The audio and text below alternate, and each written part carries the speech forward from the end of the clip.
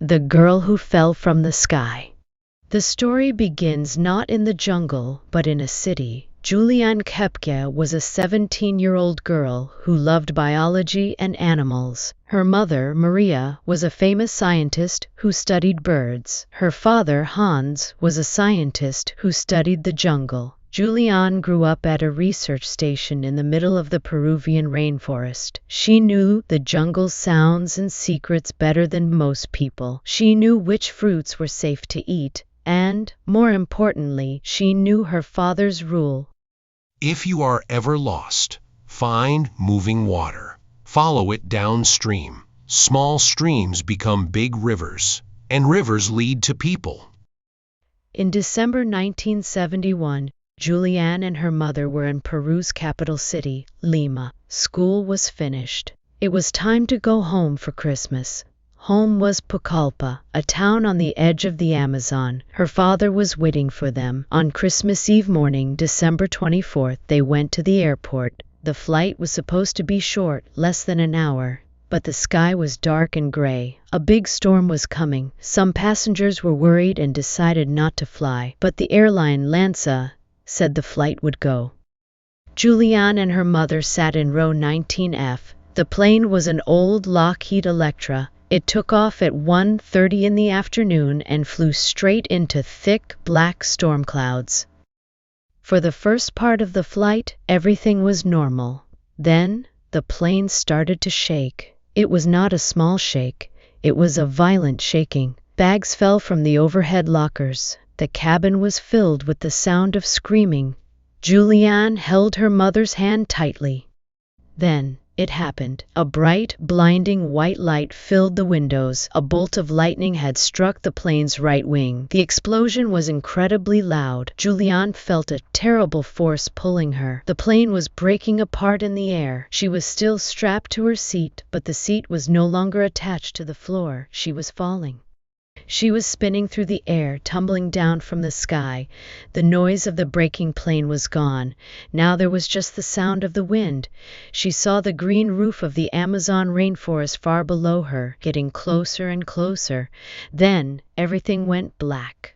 Juliane woke up. She did not know how much time had passed. It was daylight. She was lying on the ground in a green, shadowy world. She was still in her seat. It was Christmas Day.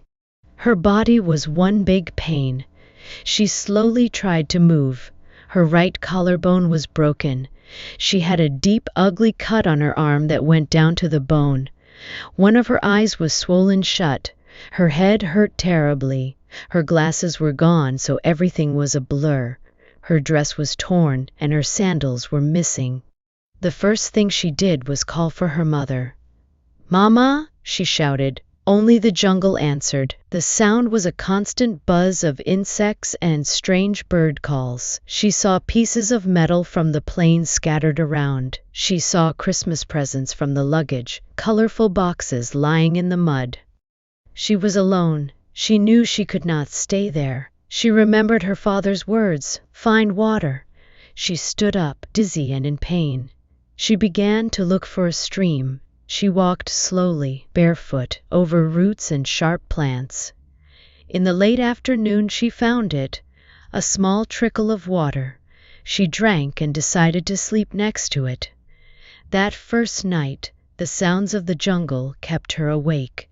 Every noise was a monster.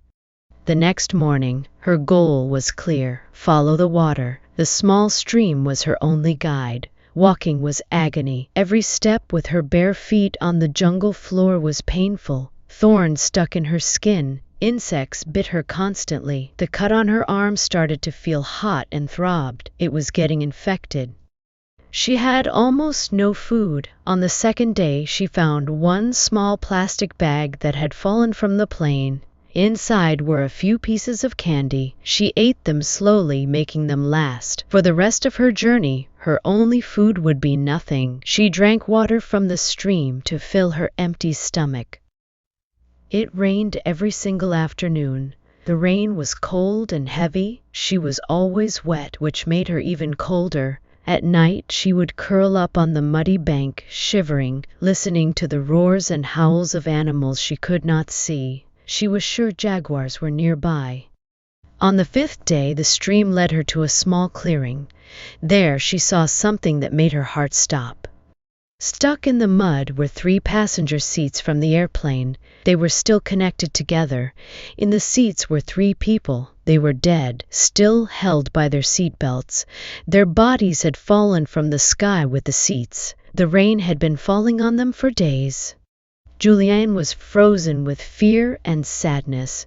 For the first time she saw the true horror of the crash. She knew then that her mother was almost certainly dead too. She felt a deep loneliness. But she also saw something strange. The bodies had fallen head first from a great height. She had fallen in her seat, which spun like a helicopter blade. She realized this spinning motion had slowed her fall and saved her life. She did not look at the bodies for long. She turned and continued following her stream, now more determined than ever to escape this green prison. Her small stream joined a larger one, and then an even larger creek. This was good news. She was following her father's rule correctly. But her body was failing. She was incredibly weak from hunger. The infection in her arm was much worse. She could see movement inside the deep cut. Maggots, small white worms, were living in her wound, eating the dead and infected flesh.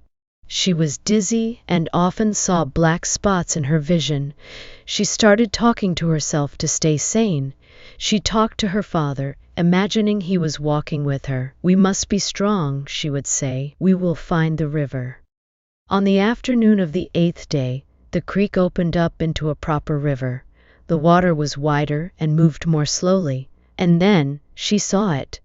Tied to a tree on the river bank was a small wooden motorboat.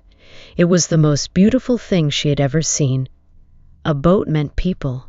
Her heart jumped with hope. Next to the boat was a path. She followed it and found a small palm-thatched shelter. It was a simple hut used by fishermen or loggers. It was empty, but it had a roof. For the first time in over a week, she would sleep under a shelter. She found an old, dirty mattress inside. She lay down, feeling a tiny bit of safety. She woke up hoping to see people, but no one came. She was very weak. She knew the maggots in her arm were a big danger. The infection could kill her. Then she remembered another lesson from her scientist father. He once said that gasoline could be used to kill parasites and clean wounds in an emergency. She looked around the hut and found a small can of gasoline, used for the boat's motor. She knew what she had to do. It would be the most painful thing she had ever done. She took a deep breath, steadied her trembling hand, and slowly poured the gasoline into the deep open cut on her arm. The pain was instant and unbelievable. It was a burning, fiery pain that made her scream. Tears streamed down her face, but she kept pouring. She saw the maggots, trying to escape the gasoline, start to wriggle out of the wound. One by one, she used a stick to pull them out. After it was done, she nearly fainted from the pain, but the wound was clean. She waited in the hut for another whole day. Her hope began to fade again. Then, in the late afternoon, she heard voices. Men's voices speaking Spanish.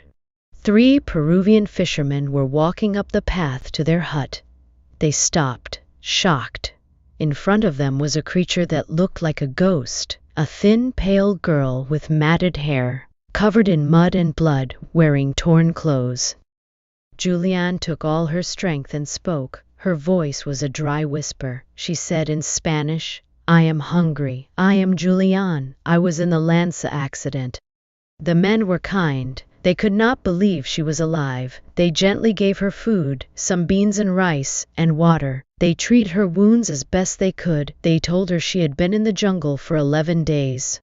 The next morning, the fishermen helped Juliane into their boat. They motored down the river for several hours until they reached a small logging town with a doctor. A small plane was sent to take her to a real hospital in the city.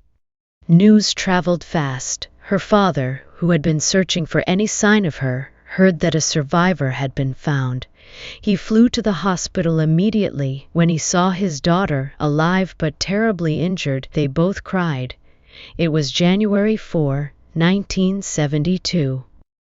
Juliane was the only survivor of Lanza Flight 508. 91 other people died, including her beloved mother. She survived an impossible fall, 11 days alone in one of the most dangerous places on Earth, and saved her own life using the knowledge her parents gave her. Juliane Koepcke grew up to become a biologist just like her parents. She returned to the Peruvian rainforest many times to study and protect it. The jungle that tried to kill her also saved her, and she dedicated her life to understanding it. This is not just a story about a crash. It is a story about knowledge, courage, and the incredible will to live.